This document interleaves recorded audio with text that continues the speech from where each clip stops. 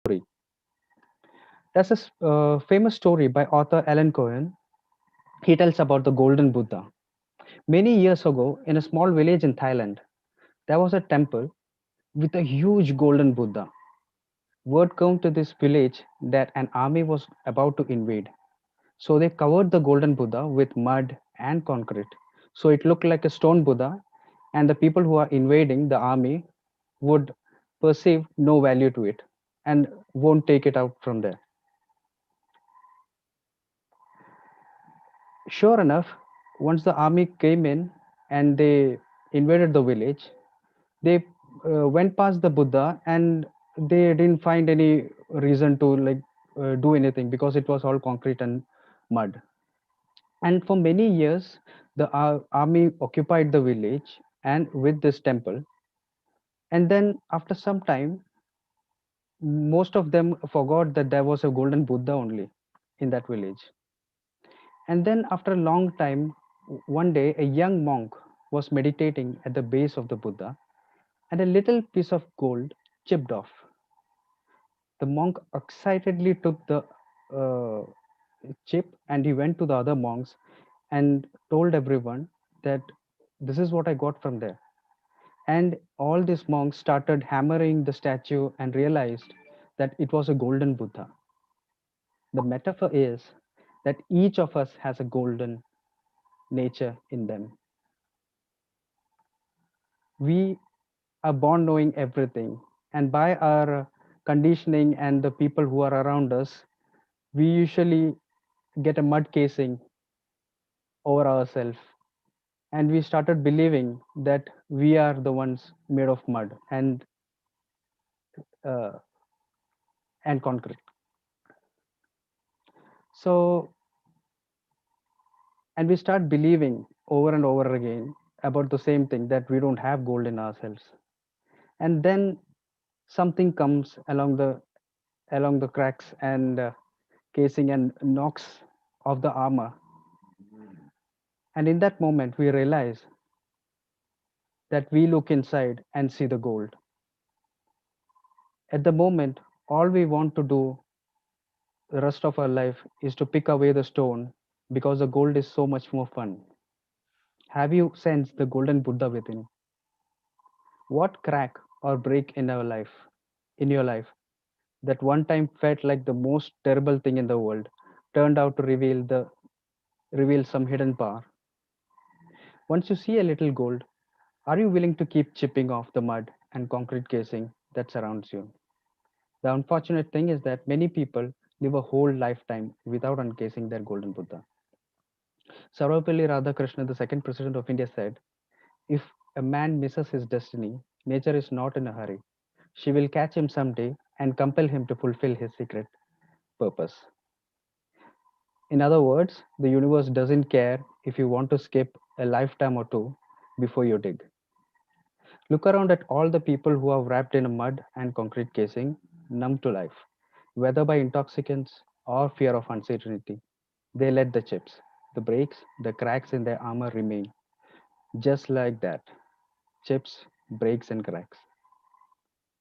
And so they feel chipped, broken, and cracked whole their life in not knowing that they have gold within. So, to move on to the next session, let me just share my screen. I hope the screen is visible to all. Yes, it is. Yeah. Okay.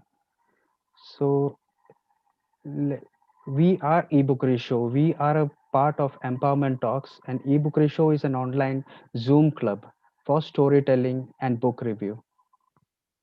We are a platform that hello. Yeah, we are a platform that brings you your favorite authors and readers to give their perspectives about a particular book. And we also encourage people and listeners to give their perspectives, if it's different or not, and to understand a lot from other people as well. So this is eBookery Club. The Bookery Club is a brainchild of Anil Thomas and Faisal Ibrahim, you can see in the picture, and it is coordinated and hosted by Santosh, Sarita, Nias, Said Harris, Rainira, Jayashri, Vinisha, Vamsi, and myself. And there are a lot of people who are working behind this. We couldn't include everyone in the poster, so these are our past chapters. We had 19 episodes till now. We had teachers, we had authors, we had public speakers and coaches coming here and sharing their knowledge about various books. We had two books every week, one fiction and one non-fiction. That's how we schedule every week. And this is the agenda for today. We had networking and call setup done earlier. The welcome and the story is done by me. Now we will move on to the first speaker introduction, and the first speaker will introduce the book, and we'll have an audience interaction session. And this will continue again for the second speaker as well, and then the vote of thanks and closing. So quickly, wasting no time, let me move ahead with the book reviews. And to introduce the first speaker of today, let me call upon Anil Thomas V to share more details about the speaker and bring her on stage. Over to you, Anilata. Thank you, Sanish. That wonderful introduction and the short story in your own beautiful way. Uh, Very good evening, ladies and gentlemen. I'm extremely happy in introducing two great women today at the Bookery platform. Homo sapiens, authored by Yuval Noah Harari. You must have heard of Yuval Noah Harari. Is one of the best author in the world, uh, and according to New York Times, he's one of the best 10 in the world. And he's one of my favorite writer, and this book is one of my favorite book, and not many are different. Uh, those who don't know about Yuval Noah Harari is an Israeli public intellectual historian and a professor at Hebrew University at Jerusalem. Homo sapiens, a brief history of humankind, was published in 2014, and his other books are Homo Deus and 21 Lessons for the 21st Century. And the three books are from this particular author. Personally, I recommend all of you to read this book. Harari writes about the cognitive revolution occurring roughly 70,000 years ago when Homo sapiens replaced the rival Neanderthals and other species of the genus Homo. Let's listen to Smita Soman. Smita is a lifestyle journalist, editor, brand consultant, founder, and blogger. Help me in welcoming dynamic Smita Soman from India. Welcome, Smita.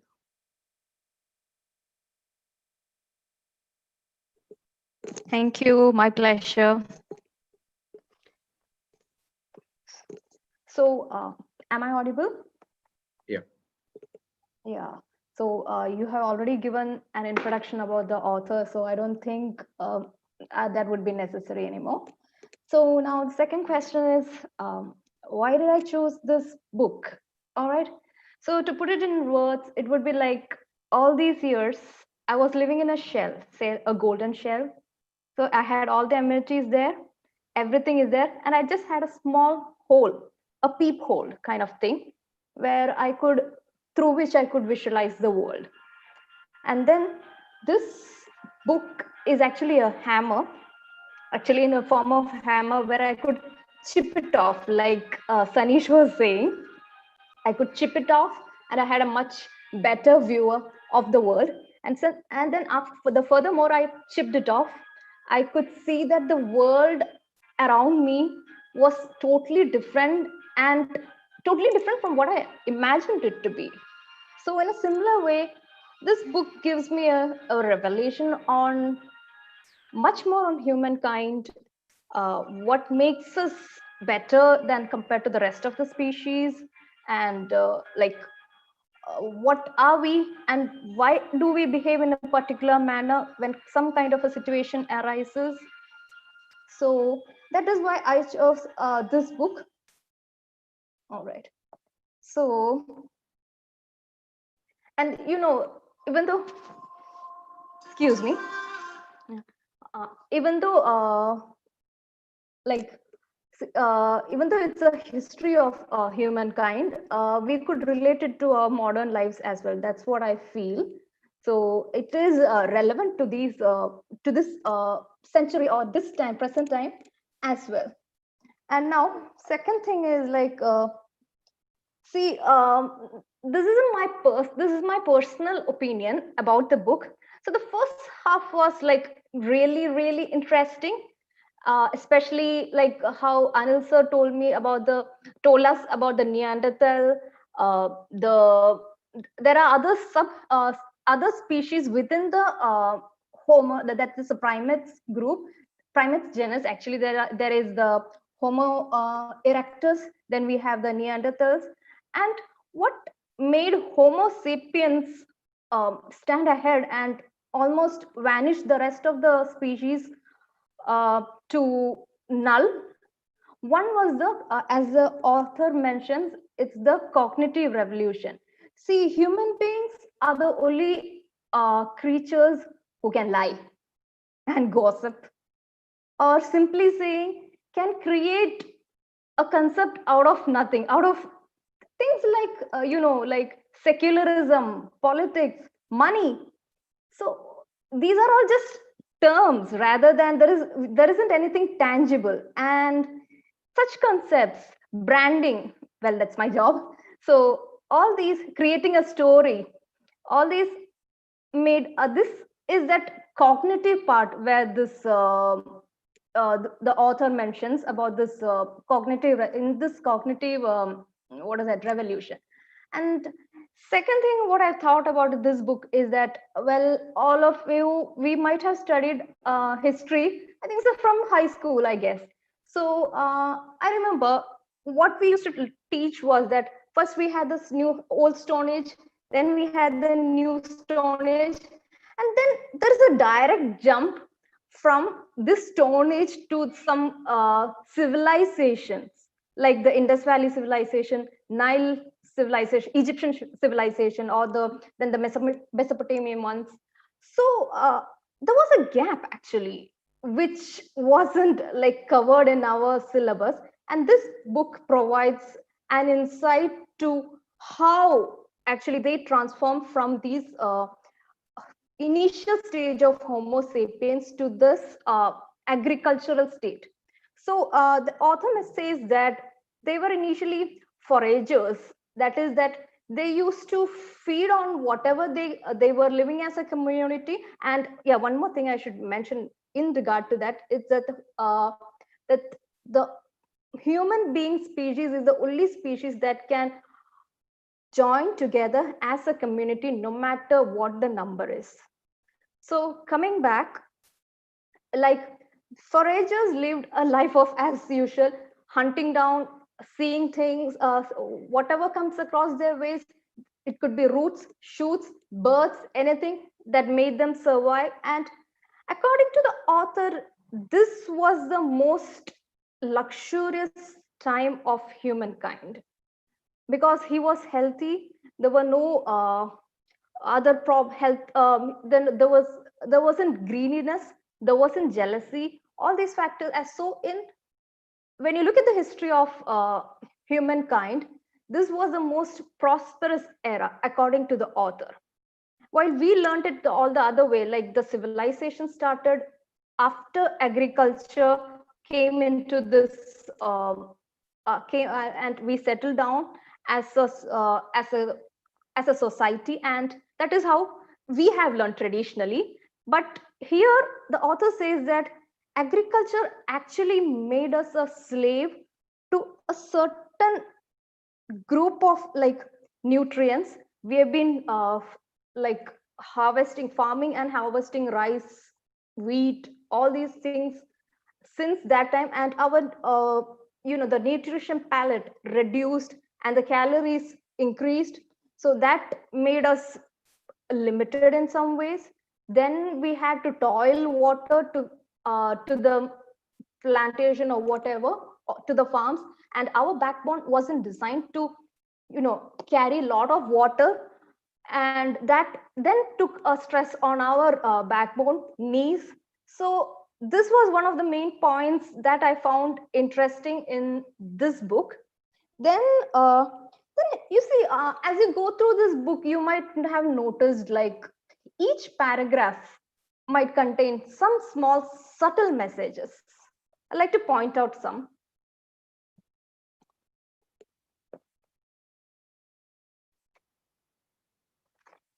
Just give me a sec.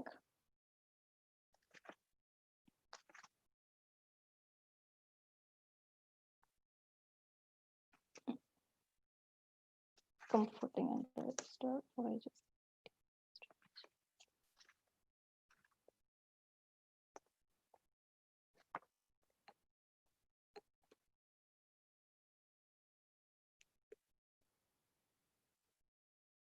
yeah, I couldn't find it. Yeah, see, like simple like messages like the dog was the first species to be domesticated.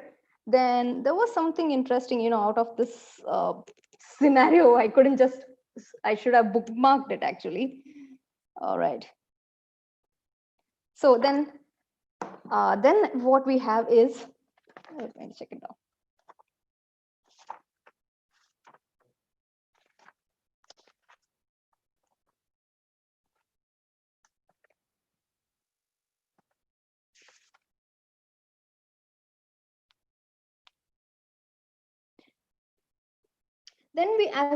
Then we moved into the scientific revolution, and then we had see, scientific revolution was actually a kind of a point where we had lots of concepts, we had lots of ideas, there were lots of data. All these had to be recorded somewhere, otherwise you will tend to forget it. So whatever knowledge a person had, sometimes it dies with him or her. So the this era actually marked of the beginning of writing, that is conveying our ideas in form of hieroglyphics or any kind of symbols or any uh, like you have this Hammurabi's code of conduct or something like that, I forgot it. So this led way to the cognitive revolution. That is, at the same time, when I speak about this Hammurabi's code, that is where we also had a slightly, that is where this belief that we humans are not all equal came from, because according to that the code, it says that you have the slaves and you have the rulers, and that God himself created it that way, that the genes are totally, not that the genes, they are totally different creatures or totally different subspecies. That's what they said. And the slaves belong to other categories. But I find it, to be honest, like we all still have that very thought, even though we are all genetically very much alike. We have some races saying that they are superior, we have some races even today. Yeah, so I don't know, no matter how much we have like developed as a society or developed as humankind, such things, this is what I was saying initially, like these kind of thoughts, this book gave me an idea to these kind of thoughts. Then maybe yeah, and this, talking about this cognitive revolution, it is during this time, during this, like I told you, we had this different systems and different idea, like people belonging to different hierarchical levels. At the same time, we would also had different ideas which were contradicting to each other. Like we say that we need freedom, at the same like individual freedom to do whatever we like. At the same time, we also say that everyone should be equal. So that is kind of paradoxical to each other. So this is also mentioned in this cognitive revolution. These are some of my catchy things which made me find this book very interesting. uh, then I loved the way the author has said about religion. I don't want to go deep into it, but still, it says that religions were used to, unify and control a large amount of people using an element of fear. So, yeah, in a way, that is also, don't you think, like, if you do this thing, you will be punished. If you don't that thing, that is a sin kind of thing. So, yeah, that was something new to me, actually, because I had to be like, I wasn't a believer, but this was enlightening in a way. Then uh, then also, the author mentions about human species being open to more experience. They have this inner drive, like no other species would have been like have would want to like have a vacation in maybe Caribbean islands or try out new food. But we human beings have this innate desire of, like trying out and experimenting new things. So and Kamal, a second. Yeah. And summing it up, so this is my very personal opinion, okay, about the writer and his works. You see, this book is very rich in history, yes, but what I felt like, but you cannot use it as a textbook for history, because it's like you have all the facts, all the data, everything arranged right in front of you. And what the writer does is that he just adds his own, like it's like his way of viewing things. See, there are, once a fact or a set of fact is set arranged in front of you, each person will have a different way of interpreting it, the same data.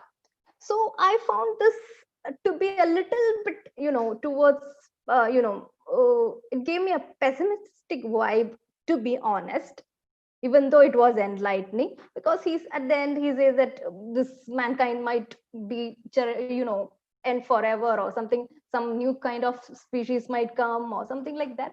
That was a little bit, that is it. And then this was okay, all right. So uh, for me it was only, I didn't get you there, like, uh, all right. Okay, so and then oh, it's okay. Yeah. All right.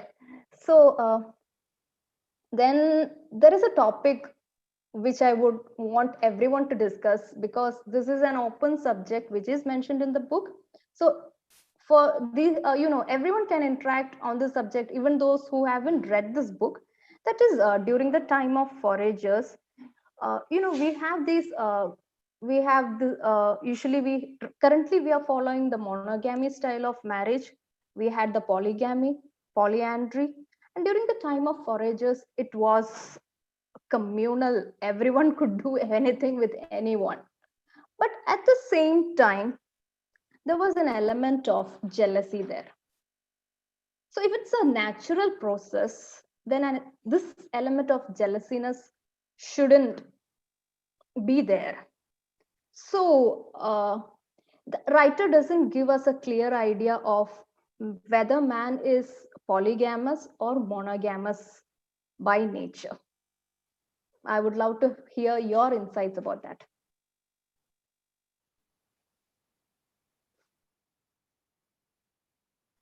Uh, Thank you, Smita. Thank you for the wonderful review. We humans are different from other species, just because of the power of thinking and imagination and the reason to respond and the capability to respond. But what we see usually is people usually react, then respond to a lot of situations. If everyone responded, things would have been a lot better. I would invite more people to give a feedback on the book. I have a person here, Rafiq, who has already read the book and he has come just to listen to you. Mr. Rafiq, you are there? Hi, Sanish. Yeah, it Hi. was a wonderful, yeah, it was a wonderful presentation of the book. Yeah, I enjoyed the book, but I enjoyed the second book, the Homo Deus, better than this one because it is discussing more about the future and about the biotechnology and how information technology is controlling people. So those things are explained in that book. But yes, uh, uh, Sindhu explained it very well. She gave an insight about the book, and those who are not yet read can read. Definitely has to try this book, and I think the question is very interesting question. She presented in front. Actually, I read another book. Currently I'm reading. I'm just started. Its name is Sex at Dawn. Sex at Dawn, and it says that before agricultural revolution, uh, forage the foragers they had control over, and it says that human were polygamous, and once the agricultural revolution came into picture, I mean, once started the civilization, then people started controlling. I mean, especially the male are more of physically more strong, so they started controlling, and then slowly this system came into place. I mean, like the monogamy came into place. That is what that book says. But of course, it is an interesting question. It is definitely to debate and discuss for sure. But about the book, I think Sindhu summarized most of the main It's points. Smita. So, yeah, sorry, Smita summarized the most of the main points, and definitely I think others will definitely discuss in detail, I believe. Thank you. Thank you so much. Thank you. Thank, thank you, Mr. Rafiq. We would come back for more feedback and insight sharing after the second review because we are just shooting up time a little bit. So we'll quickly move on to the next speaker. To introduce the next speaker, I would again call up Anleton to come and introduce the second speaker. Over to you, Anleton. Thank you, Sanish. Thank you, Smita, for that wonderful review. It is not an easy book to review in 20 minutes time. I know the challenge that you have it, and an amazing book. All the three books. I'm not here to make you spend more money, but my sincere request all of you to go and buy, if possible at all, to buy all the three books of this particular author. And this is amazing, eye-opening stuff. And now coming to my second speaker for the day, Lakshmi E. Is a good friend of mine, associate director of Jigsky, leadership coach, a good human being, animal activist. Please not, okay, I said activist, not just an animal lover. And Lakshmi is going to review the book, The Places That Scare You. Without compassionate recognition that we are stuck, it's impossible to liberate ourselves from confusion. What a beautiful book. Lakshmi has a wisdom, power of language, and everything in her to unfold this beautiful script. Book is authored by Prema Chodron, is an American Buddhist nun. And this book is a guide to fearlessness in difficult times and so apt for the time that we are now in. Lakshmi, welcome to eBookery. Next 20 minutes is yours. Thank you so much, Anil. Thank you. Thank you, Sanish. Thank you, Anil. Thank you, everybody, for being here. It's an amazing opportunity.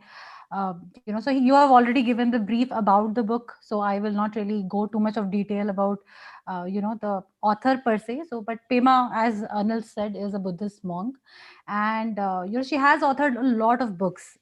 Why I picked it up? Simply because of the name. My only reason to pick up our book was the name was very intriguing. The places that scare you, and how to in the times of difficult times, right? Uh, so see, I have been on the journey of my own self-awareness journey for a very long time, and this book came at that time when I started reading it, and I realized that the insights were very fundamental and basic, very very fundamental, and I thought, okay, this is something that I can probably share with everybody. uh, I said thanks to Sanish because his story is like a prelude to what I'm going to talk.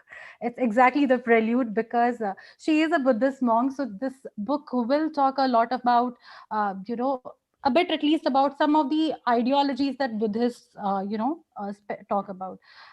Again, a disclaimer, it is all my personal opinions. I am not trying to, propagate anything as such. It's just my opinion, and, let's have an open mind and have a discussion. I have one question before I start. The places that scare you, how does the name sounds? What does it come to you when when you think about that name? Can you just type it in the chat box?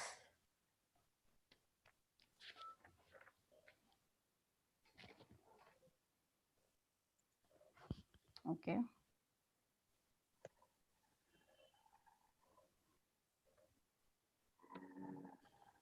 Okay.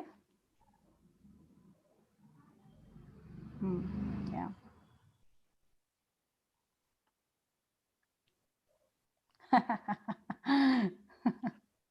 Okay. So all of it and some bit of it. Let's see how much we can cover it. But yeah, so this is not a. I will give another disclaimer. This is not a fiction. It is a non-fiction book that I'm talking about. So we will basically be dealing with our own self and our own fears and everything. Right. See what so I would start with a story about myself. Okay. When I was about 5 years of age, I'm an asthma patient. I had it since age of 2 or 3, and I was in and out of hospitals a lot of times. I had spent probably till till the age of 10 years. I was a lot into hospitals, and I missed out on that friends fun part, playing and all that. So I used to really feel very alone, sad, angry, that why can't I be like them, right? One such evening, when I was sitting and sulking about my bad life, my grandmother was sitting next to me, and she just smiled, okay, and she just held my hand, and oh God, that was the best smile I could think about her. Today also, when I think about her, I think about that smile. She held my hand and she told that, dear, never let all that is happening around you right now harden your heart. Let's don't do that. Stay open, stay compassionate, stay kind. Things will happen, but don't take it too hard. Don't take it too hard, everything. uh, so that has stayed with me. I did not understand the meaning of it at that point. I was just 5 years old, but I remember it very crystal clear, because now when I read this book, it took me back there. It took me to that thing that she has said, because the book talks about it. The book talks about, uh, the Buddhists use this word a lot called bodhi chitta. Okay, what is bodhi? It is made up of two words, bodhi and chitta. Bodhi means awakened, enlightened, open, completely open, and chitta means mind or heart or attitude. So bodhi chitta is an awakened mind or enlightened heart. So uh, so the reason I started with this is because that story reminded me of this open heart. How do we have an open heart? So Sanish did say, right, there is so much of life gives us so much of dust and mud and cement that we forget what our heart is. Very, very vulnerable, and it's very open, and it's very tender, right? Only if we can reach out to that heart and see that heart is when we can share and see all the compassion it has, see all the love that it has and everything, right? So uh, what I want to ask here, another question is, what does compassion mean to you? What is compassion?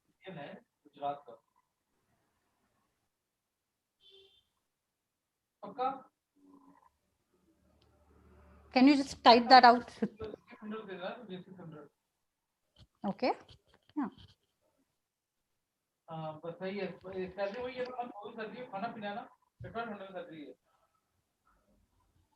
Yeah. Okay. True.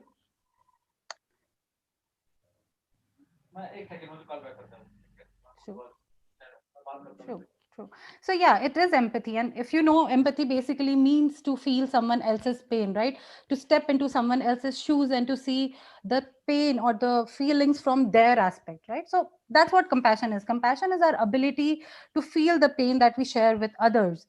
And so what Buddha used to say is that this enlightenment, or this bodhicitta, it's not that it is lost. Sanish also mentioned that we all made of gold. We all have that golden heart. It's just that we build so tall walls around us because of the. So it is also something, it's nice that Smita mentioned about fear, because it is, we have so much of primal fear inside us that we construct walls around our heart. We construct higher and bigger walls, and when that fear is mixed with emotions like jealousy, anxiety, or loneliness, envy, we create bigger walls, right? But luckily Buddha said it is all workable, we can still work around it, and the heart we have and the care and love we have in our heart is good enough to break all the walls. We can do that. So what I wanted to touch upon is to understand that uh, what it is important for us to understand and acknowledge our aversions, right? If we don't understand how, why, what are the things that we are averse to, or what are the things that we run away from, what are the things that we escape from. So probably some of the questions that we might have to ask us is, what is it that attracts us and what is it that repels us? What is the story that we are telling ourselves about ourselves? So what is happening in our mind that these stories are getting created, and then we are living it, right? So according to Buddhist teaching, they said that there are three lords of materialism, right? uh, I think we will ignore the words are very big: lord of materialism, lord of work. The important thing is to understand the meaning of it, right? So first lord that he talks about is lord of form. Lord of form is nothing but what are the external resources we seek out to escape, or to escape our insecurity. For example, so some people seek out retreats, some people seek out adventure, some people seek out food, some people seek out alcohol, drugs, right? Even as much as book, right? In itself these things are not bad, okay? All these things are good. The important thing is to understand, when does it become addiction? When is it, what is it that we're trying to escape? The radical change will only happen when we understand that line between what we are trying to do. What if I'm reading just for the heck of it, just for understanding, or awareness, it's a different thing. But am I trying to do something just to spend time? So it's like this, if you're feeling bored, or if you don't have anything to do, how many times do you pick up the call, pick up the phone and make a call to fill up time? Or how many times do you, in a day, how many hours do you fill with watching a Netflix or a TV? So how do you spend your hours? How much of that hours is only about yourself? How much of those hours are only about asking yourself and being curious about yourself? Why are you doing something that you're doing? That question is a primary thing. Second lord is about the beliefs. Okay, so uh, I think we all hold some of the other beliefs. We are human race, and it is very innate in us. So again, belief in itself is not a problem, but I think the important question that a lot of it, what I've understood is it's about questioning yourself, right? So when it comes to belief, one of the questions that I would probably want you guys to think about or reflect is, uh, how do I feel when somebody doesn't agree to my thoughts? Especially when somebody doesn't share my opinion. It could be strong opinions about homosexuality, or about my religion, or anything. So, or how do I feel when somebody doesn't really is from my own religion convictions? These are very, very strong opinions and beliefs that we have. So when we become fixated on our belief, that's when we become crippled. We don't see ahead. We are prejudiced now because our narrow mindedness has come. Our mind is no more open because we are already formed our belief, and we have to prove it right. We have to see that we are correct and someone else is wrong.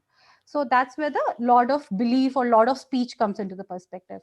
Third one is lord of mind. It is slightly abstract, but what it means is, how do we, so we all sought altered state of mind, right? I mean, even if you are doing meditation, Buddhists do a lot of meditation. You all know, right? Monks, meditation is one of the important things that they do, and meditation is very important in that perspective, right? But a lot of them do that to um, they become addicted to meditation, because that spiritual practice almost becomes an addiction. So you have to understand, you do something, you should be able to accept bliss as well as boredom. That the living in polarity doesn't really help. As human beings, we have to understand they all both come into come together. They are complementary and not really they're not opposites to each other. uh, so another 2 3 things that we have heard about this, we all know about it. These are almost like fact. The fact number one that they talk about is impermanence, that nothing is permanent, everything is changing. And we all know change is the only constant, right? Everything keeps changing whenever they are coming. So why do we glue on to something's permanency? Intellectually we all know nothing is permanent, but emotionally we can't really separate ourselves from impermanence, right? uh, Also from the fact that uncertainty disturbs us. It is a very discomfortable situation to be in not being certain about something, right? But that's the fact is life is uncertain, life is impermanence, right? I think the biggest example is the COVID thing, right? I mean, did we ever know this entire year will pass like this? It did. So that is one thing. Second thing is about egolessness. Egolessness is more about we all get fixated about ourselves. I am this, I am that, I am like this, I am deserving, I am not deserving. But the idea is that what I was 5 years ago, I'm not the same person now. So even we are changing. So egolessness is about that fluidity in our own identity. How do we make our own identity fluid so that we don't fixate on it? We keep evolving with the time and with the circumstances in our life. Third thing is about suffering and dissatisfaction. What Buddhist teachings say that the reason for suffering and dissatisfaction in human beings is because of three tragic stuff. First one being that first one is basically the you have to reverse the impermanence part, because we try to cling on to certainty. Second thing is about you have to flip the egolessness part. I am someone, I am something, I am either inferior, I am superior.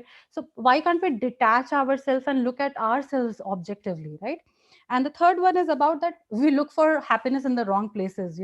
We seek out happiness in uh, you know escapes, which will not really bring us happiness. So those are the things.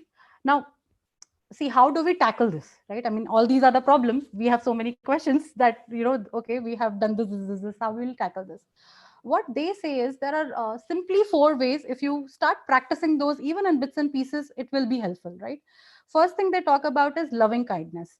What is loving kindness? Loving kindness is basically looking into yourself and asking yourself, what is the good in you? What is the good in others that you seek that helps you move forward?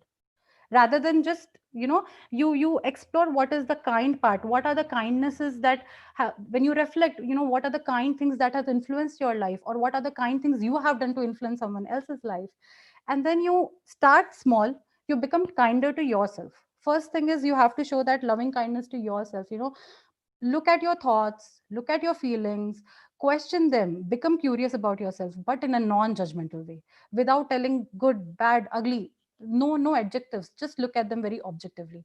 Second is by compassion. I mean, it is very easier said than done. I know that compassion is slightly difficult, more difficult than loving kindness, because it also means that you have to suffer, you have to sit and sense your pain. You have to be in that discomfort for so much time to be able to reach out to that vulnerable part of your heart and experience it. Until unless you experience it, you will not be able to move forward. So that's compassion. Third is about joy. Joy basically means uh, joy is more like celebrating small wins every day.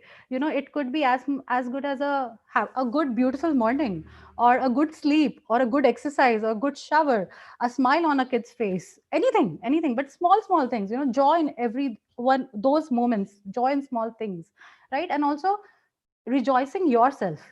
Let's say you have put a alarm, you have put a thing for yourself that I need to wake up at 6:30, and you were able to wake up at 6:30. Rejoice that. Pat yourself on your back and say, yeah, you did it. So be happy about it and move on. The fourth thing is a little larger goal. The fourth thing they talk about is equanimity. Equanimity basically means bigger things.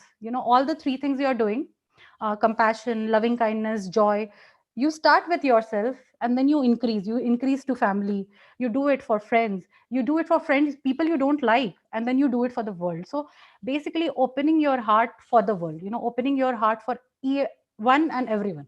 So that's equanimity. So See, this book talks a lot about, I have not gone into a lot of details. I have tried to sum it up because in 20 minutes I could only do this much justice. Uh, it's an interesting book from the perspective that it talks about different kinds of laziness. There are only three ways that we become lazy, and that was very interesting to me. We are lazy when we are inconvenient. We are lazy when we don't have our heart. We don't want to do something because don't feel for it. And third time we become lazy is because we don't care for it. So very simply put, but if you start reflecting on those, it'll stick with you that on which occasions have you been lazy and what could be the reasons for it, right? So idea is that, and in the book, of course, they talk about the entire practice. They give you a 7-step practice of each one. I could not cover it. I don't really have that much time in 20 minutes, so I try to just tell you what are some of the questions you can ask yourself, reflect more, and uh, once that core starts opening up, you will see the changes in your life as well.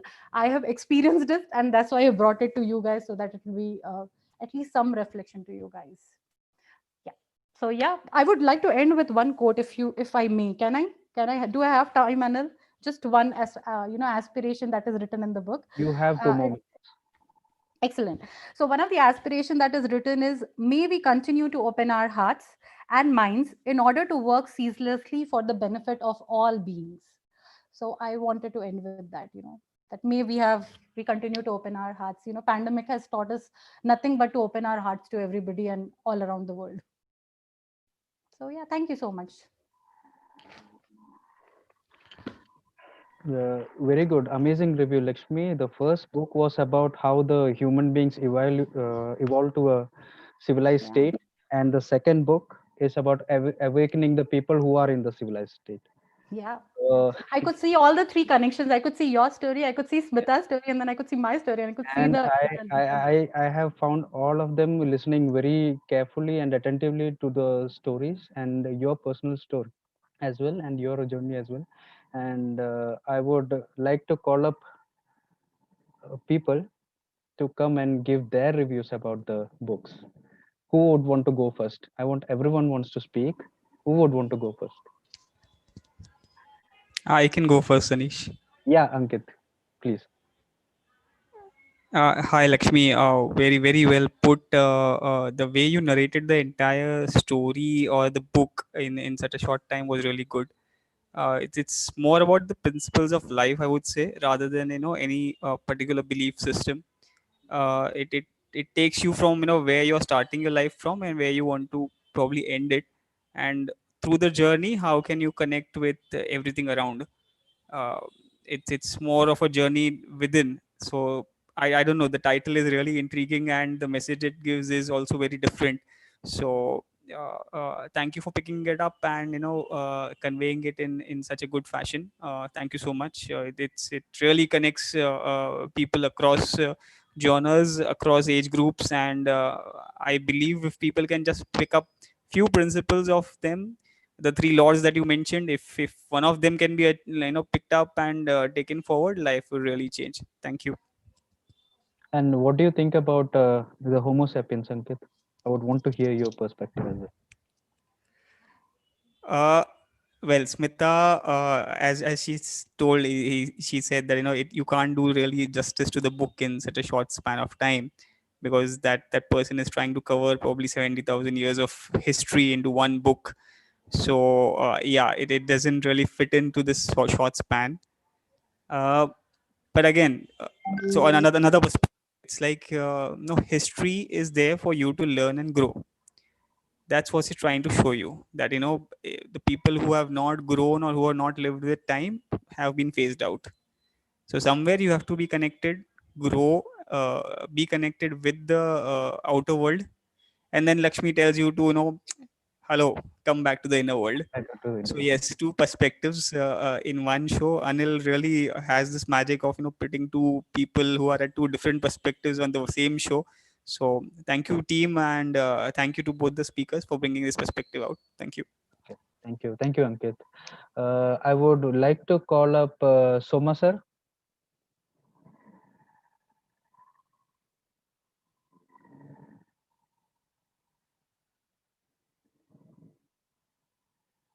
I think he is Soma sir.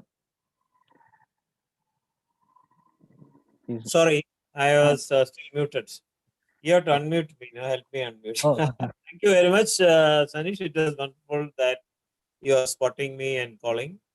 Now, I was wondering why Anil and you guys have put these two books together, because Sapiens needs at least that day should be a one day only.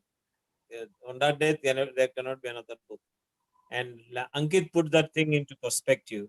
Sapien is larger than a book. It is more than a book, like our, something like Salman Rushdie or this Vikram Seth, Suitable Boy. They could not take a movie, so they come with a serial. If you have not seen, you must see. It's available in Netflix, or I think somewhere it is available. This is like that.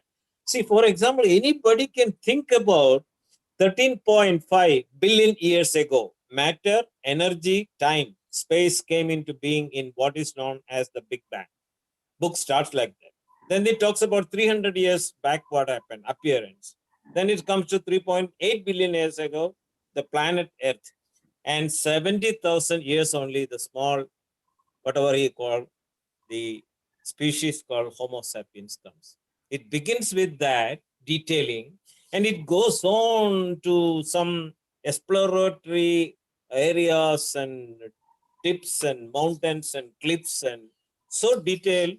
It has to be read with that intensity and power, and it's such a wonderful book. There is no way, somewhere it is written, no way out of the imagined order when we break down our prison walls and run towards freedom. We are in fact running into the most spacious exercise yard of a bigger prison. To that level, many layers of philosophy also included in the book. That book is not a casual book for anybody, but at the same time, it is written in a flowing fashion. Even if you keep your own, green tea intact and drink, that's fine. And then Lakshmi, as she said, I have a question also to ask. Lakshmi is a really intense lady, and she has got, I think, many philosophies gone into her. And I think thanks to her, early childhood itself, the experience of don't get hardened or something, that keep your, Yeah. don't take into the heart what happens outside. It should not impact your pure inner heart. I think that message is gone. So any message, it goes to the subconscious mind. I think she is polishing, nourishing, developing, keeping, creating, making that very vulnerable, spontaneous, nice heart in a big way. She's able to absorb, and she's a woman. She needs around 90 minutes for her to talk about any books. Then you will be knowing her capabilities and wonders. She has talked about getting into the comfort level, then the heart and that kind of thing about the loss. Again, she talked about some 7 theories. I don't know what it really meant was, and that would really help us to know about that. Amazing, Lashmi, the way you have condensed the book and brought that intensity of the book. That's a complimentary book. Sapiens, whoever is there who has not read, I think they had to buy the book, they have to keep it, they have to read it. It's an interesting book. It's a one book you cannot avoid buying. That is one I can say. It cannot be read in a day or two like that. You keep it for time, but it is worth reading, actually speaking. Fantastic show by ebook team. Everybody, the 5 a.m. club team and whoever is behind it. Sanish, you're excelling, and Anil always. He has got a reason for you being out there and being supported. He is a man who has got vision and direction. Thank you very much for allowing me. I've taken little too much time because I was so much impacted by the book Sapien. And our lady, Lashmi, I don't know full name, Lashmi. Thank you very much. Thank you for sharing the insight so much, sir. I would like to call up Major Narayanan. Yes, sir.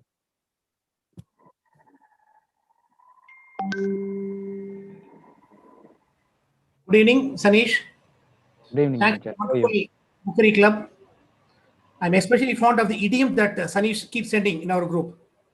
Hats off and kudos to Sanish for having enlivening our evening or day every day, and for enriching our English vocabulary. Thanks to you. Sapiens is one of the best books that has come in recent times. Two great personalities had hailed the book as one of the best books of the century. One was Obama, one was Steve Jobs, and third was Warren Buffett. Fourth is me. Huh? Yeah. The rhyming, Smita and Sapiens went together, S and S. Smita brought out the core essence of the book so very well. We did have a lot of surprises in the book, like agriculture was one of the not a very good happening to the entire civilized community. Again, religion, again, it is founded by man. That's also not very good for the ecology, environment, or for the future of human race. The beliefs, mental blocks that human beings have, and the enormous amount of time that has elapsed between where humans were and the present human beings, why we continue to think the way that we had once thought during our caveman period. They're all made a lot of revelations, all astonishingly true, factually correct. Like they say, all storms do not come to create the problems. Some storms come to clear the path. So Sapiens is one such book. Even though it foretells a lot of other dangers posed by the march of civilizations against nature, it has come to create a lot of cobwebs or mystery in our minds and remove the mental blocks that we've been entertaining for quite some time. It made a real fascinating reading. And what endeared me is the way Smita Soman was able to carry out her narration with a lot of anecdotes and pithy storytelling. Thanks, Smita, for the wonderful review. Next to Lakshmi, the scary places really took my wits off. I was totally taken aback by the different places that you took us to. Like Soma said, was one were the principles of life, second were antithesis to what the first book had said. Even though they seem to be okay, but one was decrying human behavior, and one was decrying civilizations or the planet or the places on the planet Earth. I thoroughly enjoyed the way she was able to weave a pattern among different chapters of the book. You can't do justice to bring out the essence of a book in just 20 minutes. A 200 pages book warrants much more, but given the limited amount of time, Lakshmi did a great job in bringing out the essential features of the book and in triggering the imagination of people like us who are not avid book readers. We always keep our eyes and ears open, like Sanish. We just read what Sanish sends every day. That is enough. No need to read any books. Albert Hubert is a famous guy. Albert Hubert, he said, 3 things define a person. 1, the books a person read, the places that he visits, and the people that he meets. Bookery Show does 2 things. It introduces different books to people. It also introduces different people to the members or audience or guests. Third, it also, like through persons like Lakshmi and Smita, it also introduces different places also to the members of the 5 a.m. club, the ET, and the e-Bookery Show. I compliment each and every one of you. Special thanks go to Soma Sajivan for having summarized the entire review. If the book was summarized by these two, Soma Sajivan summarized their review also. And great thanks to Thakitin for sending us, or rather bombarding us with all the regular mails or WhatsApp messages. And to Ankit Moraya, who joined quite late. He's not been regularly attending, but still, whenever he comes, he always gives a talk. And a special thanks to Venkat, who is not there, who happened to be the speaker of last week. So thank you. I've taken a lot of time. And also to our friend Manikantan, who's been attending whenever time permits. Thank you, Sanish, and thanks for the opportunity. I especially love the way Anil Thomas narrates. Kudos. Thank you. Thank you, Major. I would like to call up Suresh, Mr. Suresh, sir. He was a reviewer in our Malayalam book club. Thank you, Sanish. Sorry, I cannot come in the video.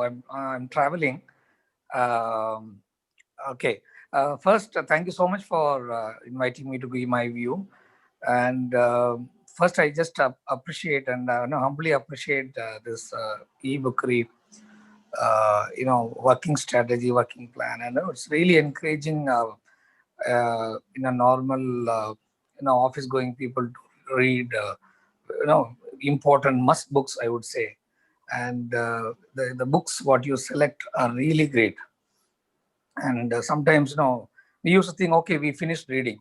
But whenever you introduce certain series of books, it gives a new light to our reading, reading lifestyle, I would say. Thank you, and I appreciate Mr. Anil also for this. And let me jovially put a statement that I was about to say a few things, and Mr. Somu, respected Mr. Somu, he finished telling everything. The notes what I prepared, I don't know how he came to know. So, and Major Mr. Narayanan, again, he summarized everything. And along with him, I just joined with Major Narayan to appreciate Mr. Somu for putting everything in a small nutshell, and very well he has put it across. Wonderful. And coming to Madam Lakshmi, yes, I heard everything, but one thing, it has written in my mind that whatever she received as a great advice from her grandmother, whenever we are kind and compassionate and empathetic and all, generally, from my own life, I found that I used to lose my heart. I'd be very upset, disappointed. When something bad happens to someone, I would be helping them, but I'll be losing the heart. Now, today, I just took a resolution to my own heart that I have to take the advice what she took when she was 5 years old. At this age, I take, and I give, how do I say, big salute to Madam Lakshmi's grandmother. And many a times I know I'm a soft-hearted person, and I don't. I used to be very very strong in my heart. I used to be very tender, and let me continue to be kind, good, compassionate, loving. But at the same time, I should not lose my heart. I should be strong. So that's what I'm going to take away from this for today's forum. Wonderful that particular lesson, and thank you so much, Madam Lakshmi, and I appreciate both the guests for the wonderful sharing to this forum. And once again, I wish all the best for this e-bookery group. And Sanish, you are rocking. Thank you. Thank you so much. Thank you. But before you wind up, there was a first question that Lakshmi asked, the places that scare you, and you have written unknown angry lady in a pitch dark desert. I would want to know what is it about it. No. I had a dream. I written a Malayalam poem also. 2-3 times the same very tough dream came, and I could not sleep. I found she's very angry in a dream. I had in a pitch dark place, and unknown desert, and I have a friend who can predict many things, and he would jovially say something, and still, if you ask me which is the scary place, I would say unknown angry lady in unknown pitch dark desert. So far I don't know what's the meaning about it. There are some people used to give a reply to this type of dreams. So that's what I just jovially mentioned. Nothing particular. I think Major Narayan has a reply for this. Yes, Major, kindly tell me. I think you have to unmute, Major. No, I think he is on a call with someone else. Okay, fine. Okay, in that case, okay, fine. Yes, Sanish, this is my reply. Thank you. Madam Lakshmi, I hope my reply is okay. Oh, yes, completely. I was thinking more in terms of dream analysis now, since you mentioned about it. Yeah, twice or thrice, I know it's not again, though I mentioned it jovially. I have spoken to a couple of my friends who are practicing psychology, and they said no clue. So far, nobody has written given any reply. Pitch dark place, and a lady claims that she's angry, and it's a pitch dark desert. So to that place, I prefer not to go. So the moment that question was in front of me, I was left with no other option except to just type it immediately from my mind. That was there already registered. Understood. Understood. Yeah. Yeah, we will probably sync up offline, and I will also give it a shot since you've already spoken to so many psychologists. Let's see if I can help you. Yes. Lakshmi means always auspicious, madam. Definitely. Now that's my grandmother's name also. Yeah, I was named after her. Yeah, my wife's name also Vijay Lakshmi, and now we are celebrating Vijayadashmi here, and tomorrow is Ayudha Puja. So let all the auspicious things happen to all the members who are participating here and who could not attend this forum today. Thank you so much, Madam Lakshmi. Thank you so much, sir. Thank you, Suresh sir, for your insights and sharing. Is there anyone else who would like to give a feedback? Can you? You are mute, Anilata. I'm sorry. Okay, yeah. Can you just call Liji and Manikandan if they're okay to come on? Yeah. Hi, Manikandan. Few minutes. Would you?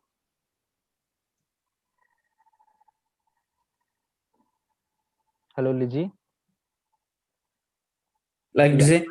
Hi, Okay. hi, Manikandan. Yeah. It was really enlightened for me. What Lakshmi said was really in my heart. Never the sorrow or the happening of the current situation harden your heart. That was the takeaway that I took from this 2 seconds.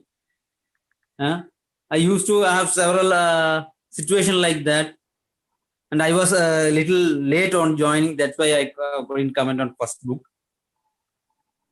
That's a takeaway for me, and we should not possess any addition to anything, whatever may be. There is a saying, if that in Tamil, Amurdam Vesham. That means nectar is, if too much, it's also poison, just like that. And the first one is when the agriculture and everything is turned male dominant.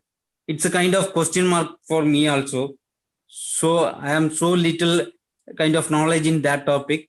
Anyway, I am keep on come around this Bookery Club. Today was something so auspicious and knowledgeable. Thank you.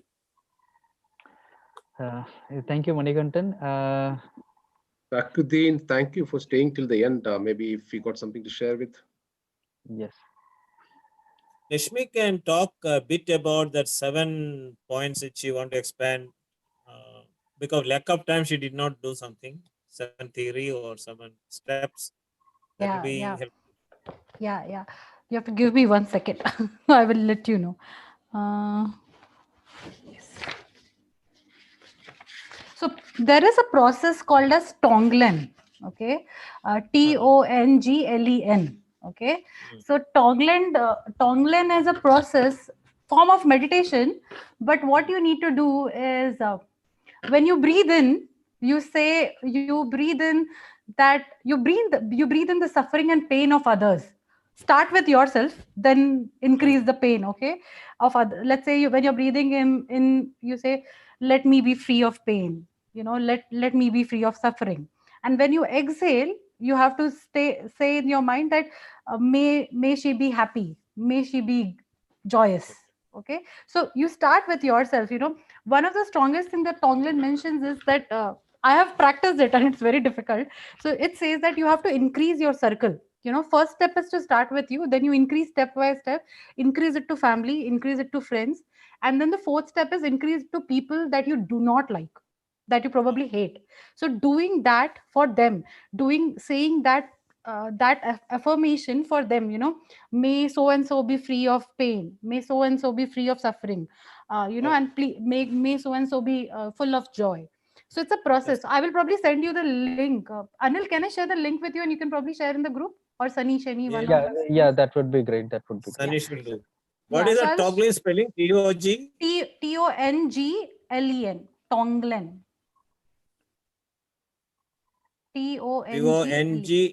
Tonglen. Yeah, Tonglen. So if you do Google, you'll get it's a very, very famous way of their meditation. So they talk a lot about some methiti. other Yeah. So the step basically says that good, how good. do Your you? Yeah. Sorry, I could not your help. idea of the kindness, love, and compassion is the need of the hour, and it's very important actually. Yeah. Even in Yeah. leadership, we talk about high touch and high tech. Yeah. And today, the high touch is much valuable, and such companies are only remaining hundreds of Yeah. years Yeah. later. Kind of thing. True. True. True. Yeah. That's Compassion is the good only actually. You thing. have got. Yeah. Mm. I have felt that is sustaining the organizations in this bad time. Yeah. But when you say this process, in fact, if you do that, it's almost like a meditation process only. When you do that Om Shanti Shanti, that also closely to your Yeah. inner Yeah. mind, then the mind, then the outer mind, then the immediate body, then outer body, Yeah. then the space there, then Yeah. outside the room, the building, the roads, the colony, your area, then your town, city, the state, the country, continent, the world. Then you Yeah. come back. I think Yeah. same process. I Same think it process. happens when you do that. I think. Yeah. They did. So one of these steps is body scan. So it starts with that, it starts with your heart, then your body, and then it starts.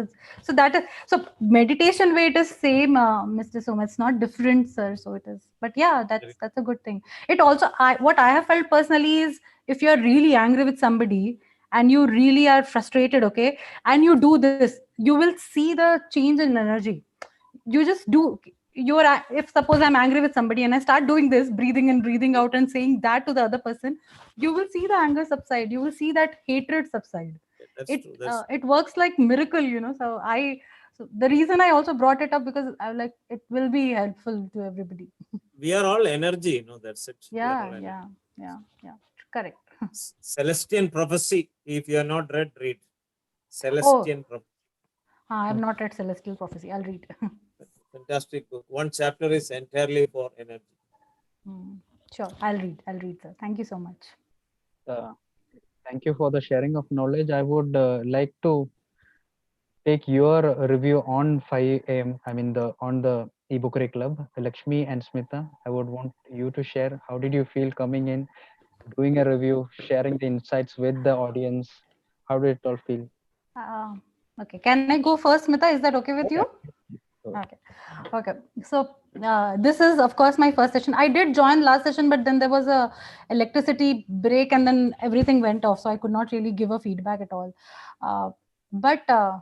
So okay, when I came, I was nervous. I will be frank, mostly because I did not know how much I can cover. I have like 7-8 pages of note in this book which I have mentioned, and I do that. And even this book is complete, and this is the book, okay, The Places That Scare You, and it's completely underlined with the information about it. So I was like, okay, how will I cover all this? And then I had to cut down on a lot of things which I felt was important, but then then I realized that okay, there's only so much you can do. uh, uh, how do I say? So I love the feedback that I've received. I love the way the entire flow of it. Okay, so I would be happy to contribute anytime, anymore. Now I'm a fan of Pema Chodron, so I have another 3 books in the pipeline that I'm reading. So I can tell you, and she talks about Tonglen all the time. So amazing e-bookery. It is amazing. I'm so glad Anil invited me to this. Thank you so much, Anil. Thank you, Come Lakshmi. every And week. Yeah, I I will. would love I to will. have you here every week, sharing the Yes. insights and giving your feedbacks on every review that's happening here. Definitely. I will. Thank you so much, Lakshmi. Over to you, Smita. How did you feel? What do you feel about Well, yeah, this is my second week here.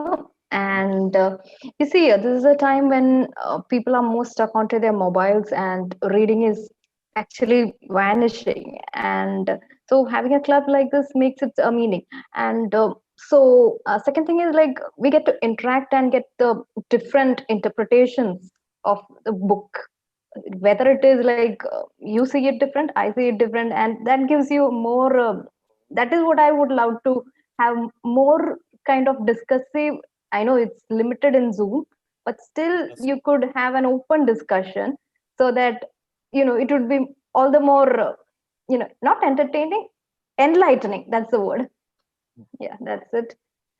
Thank you, And Smita. of course We and okay, yeah, And of Yeah, course, like Lakshmi told, this is also a huge book. And by the way, I almost reached the middle. I knew that I crossed the time limit, and then I had to just quickly wind it up. So It's 500 no pages. problem. True. So that's why. Other than that, everything is good and positive vibe. thank you, Smita. We hope you will stay with us throughout Yeah, the absolutely. seasons and throughout the chapters. Now, before we move on to the vote of thanks, I would like to share my screen again and introduce to you to the next week's speakers. Then for the next week, we have Ankit with the book The Scam, and we have Vanita Rangarajan with Start With Why. So Ankit is the same guy who has given the review about your book. He will be here next week, so I hope both of you would be here as well for his presentation. Absolutely. And now I would like to formally close the session, and before that, I would like to call Badru Riyad for the vote of thanks, for officially doing the vote of thanks. Yeah. Hi everyone, good evening. And let me start with a quote like, there is So no if you can problem. just tilt your phone. The video, Yeah, please. yeah, okay. Now is it okay? Yeah. Yeah, that's fine. Okay. And let me start with a quote that there is no problem what a library card can't solve. So from that, we can just realize that we can renew ourselves by reading. If you want to renew yourself, you have to read. And as now this is my pleasant I have to do my duty to propose the vote of thanks. As what Lakshmi ma'am told, I am a bit nervous. And after each session of e-bookery, I will be in a world of fantasy. I have that hangover like for some few minutes, hearing about the books and into that world, and hearing from extraordinary people, great people talking about that great books. And we are really enlightened. It's really enlightening, and we are getting more and more ideas. So that's great. And now I must mention my deep sense of appreciation for Miss Smita for her amazing way of presenting the book Sapiens, written by Yuval Noah Harari. And as you all know, that what that book values is like something great, and that's such a marvelous book. And thank you for giving her. Thank you for sharing your ideas, ma'am. Thank you so much. And further, I'm very grateful to Miss Lakshmi for demonstrating her views in response to the book, The Places That Scares You. And she shared her experience, and she told her own story. That was really, it's really innovative. And that it was just mentioning, or it was just telling us about like what you have to stick on to your thoughts, and what all, and how can you avoid the hassles. That's really great. Thank you so much, ma'am. And at last but not the least, I thank all our valuable ones who joined our session of this e-bookery chapter 20. Thank you so much. Thank you so much, everyone. Can I ask Lakshmi ma'am a question? Please ask. Sure. Ask. Yes. I would like to share with you a statement statement of a great or a well-known psychiatrist and psychologist, Sigmund Freud, Dr. Sigmund Freud. He has told like or he has an idea that ego is not a master in its own mind or its own home. So do you think that you told about envy, jealousy, and ego, and we are building that by ourselves around us? So do you think that we ourselves, or me myself, is my own parasite who is destroying me?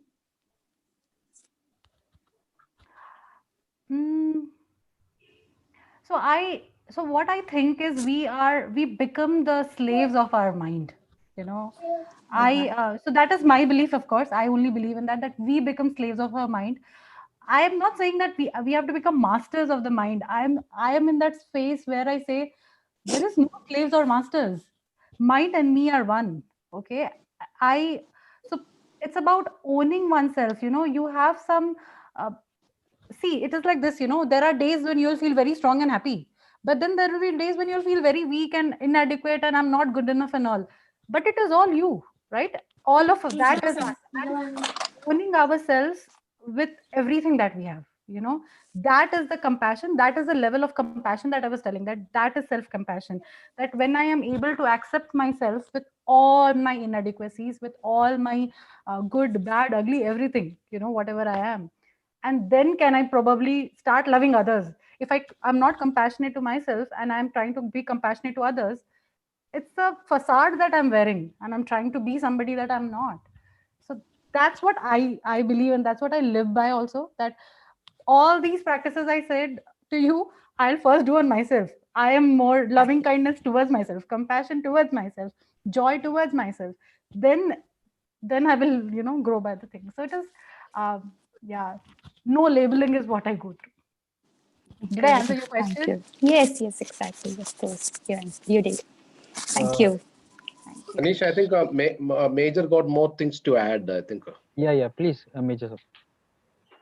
Good evening, Badaro. Yeah. I am closely associated with Yes, sir. Please.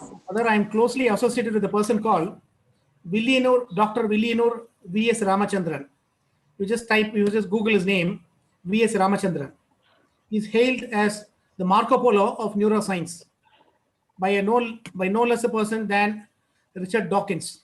Richard Dawkins continues to be one of the foremost scientists of the century, and he has rated Dr. V.S. Ramachandran as one of the top 100 scientists of all time, not only this decade or this century or the last century, of all time.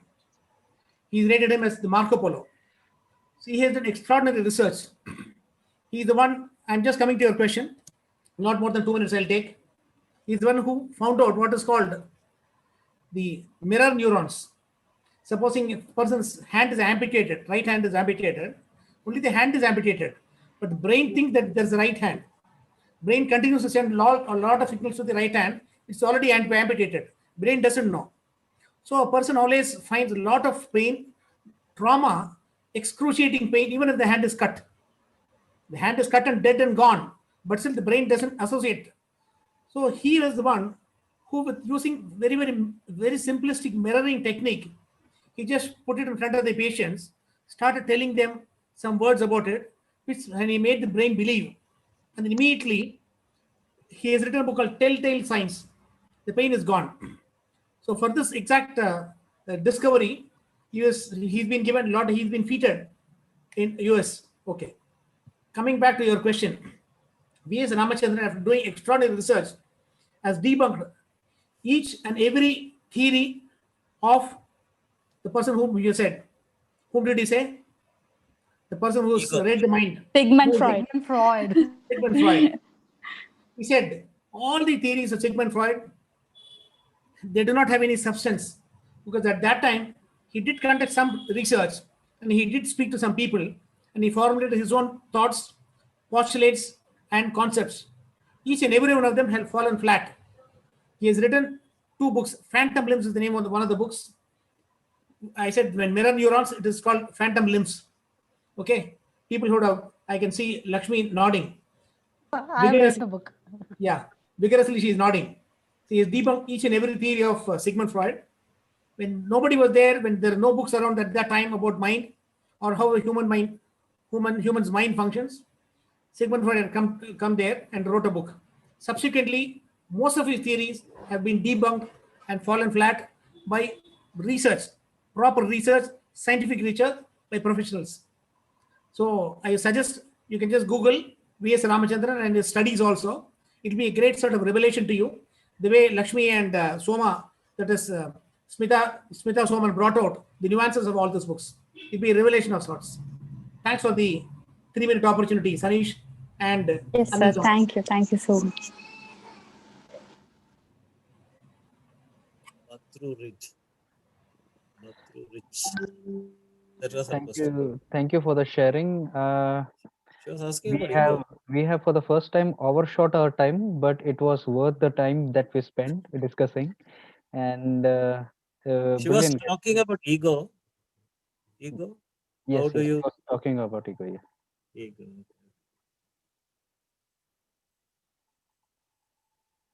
ego? Actually, she has gone. Huh?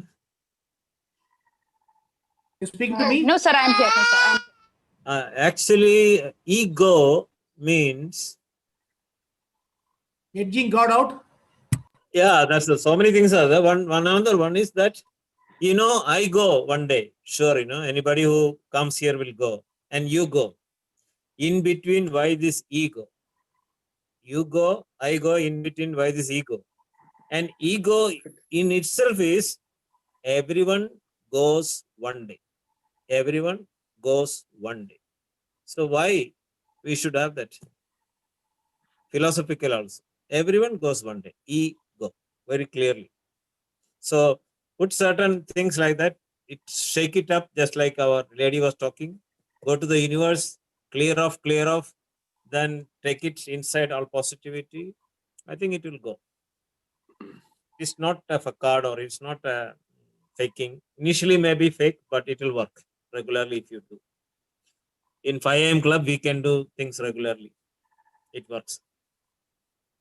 Sir, can I expand on this? Yeah, Actually, in please. Freudian theory, Freud has explained the mind into three. Like he has categorized the mind, which is having three states, like id, ego, and superego. Correct. And he is stating that it's something which is driving us. It's not what we are what an ego is, what we think ego is. Freud is not stating ego like that. So that there is one difference. Like when we are when we ourselves we are giving a definition for ego, and Freud has not explained it like that. So that's really confusing. Even now also I have my questions for that. Yeah, very good actually. Good you are still remembering. But basically, that is there's no definition. This is done only for the education purpose for students to have an understanding. Mind has got no structure, but that has been given for a study purpose. Where is mind otherwise, if I am asking? Some people say here, some people say here, even in head, we don't know. Mind has got no structure. We do it for academic purpose, students' purpose. We have created the chambers like it is a pleasure principle, child, baby in you, and the ego that and superego is like a judge, comes and tells you, hey, you cannot own that diamond necklace, you cannot break open and take it. You'll be arrested. You'll be in the jail. The superego wants you. And the ego you wants to, I want to enjoy that necklace and go around. Child is, I want. This is done for education purpose. Freud was relevant that time. Actually, that's what Major Narayan is also telling. With his limited inputs and all, he wrote something logic. Like many people write books, it become super hit and 10 million books and all. Afterwards, you don't hear about the books like that. That time it was relevant. Certain observation he was making closely and he made a book. You can also do that. Anything you write, seriously study, observe, you get a PhD on it. Like that. Good. Very good discussion. What is your name? Badru? Badru. Badrunisa, sir. Badrunisa. Okay, very good name. Thank you, sir. Thank you so much. Nice to talk with all of you. Thank you. Yeah, thank you. So I guess, do we have any more information to share or any more perspectives to share? No. Okay, so thank you all for joining. This has been an amazing evening and a lot of information sharing and knowledge sharing. I would like to close the session formally. Thank you all for visiting today. I suggest you all come back again next week for again 2 more books, which is going to be really amazing again. Thank you all. Have an amazing evening. Thank you, Sanish. Thank you, Anil. Thank you. Good luck, Bye-bye. Badru. Bye. Badru, Thank you, you Sunny. spoken well. Thank You you, spoken well, everyone. Badru. See you again. Thanks, Thank everybody. you. Thank you, Have a nice Lakshmi. Bye. Thank evening. you, Smita. Thank you all. Major sir, Thank you. Bye. Thomas Good sir. night. Thank you. Lakshmi and Thank you all. Smita, both of you enjoyed your reviews. All the best. Thank you. We'll be in Thank touch. you, sir. Thank you.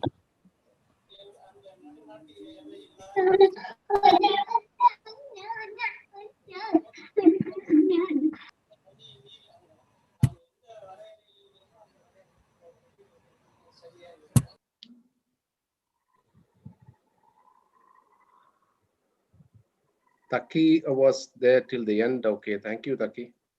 Yeah. Thank you, Taki. And actually, he's there from morning with the different groups. And Taki is juggling in Zoom yeah, all around 24/7. Somazar, Somazar's gone. Okay. Yeah. Sanish, we need to get the Badaro also into our group, okay? Because she's good. She's already in there, right? No, my English group, she's not there. Okay, we can add her there. We'll just please add her. We can add her. Yeah, I'll add her. Yeah, she's good. Yeah. Chalo, then we'll wind up. Okay, thank you. You Thank you. rocked. Absolutely, you rocked so much. Thank So you. good. Thank you. And you know what? I personally recommend you to do a book review on the. I'll schedule it for you. Okay. Okay. So maybe we'll discuss about that. yeah, the first available date only in February, so you have enough time. February. Okay. I'm actually. We are still live on YouTube. Oh, sorry. Can we close that? Yeah, please. No, I cannot do it here. I think we'll